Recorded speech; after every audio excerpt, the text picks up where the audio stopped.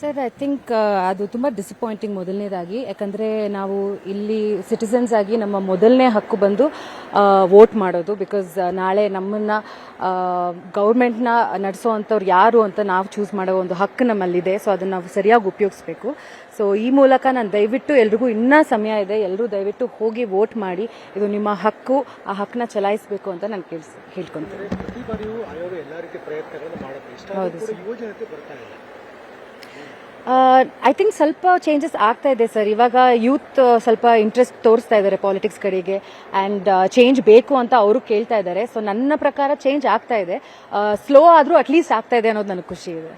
Pink booth ಮಾಡ್ತಾರೆ ಮಹಿಳೆಯರು ಬರಲಿ ಅಂತ, ಈಗ ಯುವ ಮತದಾನ ಮಾಡಿದ್ರೆ ಯುವಕರು ಬರಲಿ ಅಂತ. ಇಷ್ಟಾದರೂ ಕೂಡ 65% ಅಷ್ಟು ಕಟಾಪ್ ಆಗಿದೆ. ಈ ಬಾರಿ ಈಗ 40% ಅಷ್ಟೇ ಆಗಿದೆ. ಈ ಟೈಮಲ್ಲಿ ಆಗುತ್ತೆ ವಿಶ್ವಾಸ ನಿಮಗೆ ಇದೆ ಸರ್, ನನಗೊಂದು ನಂಬಿಕೆ ಇದೆ.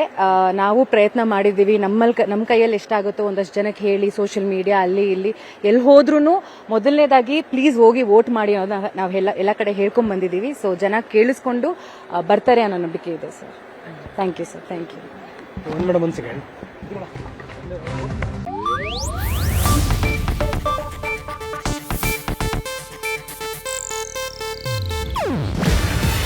ಇದು ಏಷ್ಯಾನೆಟ್ ನ್ಯೂಸ್ ನೆಟ್ವರ್ಕ್ ಪ್ರಸ್ತುತಿ. ನೀವು ನೋಡ್ತಿದ್ದೀರಾ ಏಷ್ಯಾನೆಟ್ ಸುವರ್ಣ ನ್ಯೂಸ್.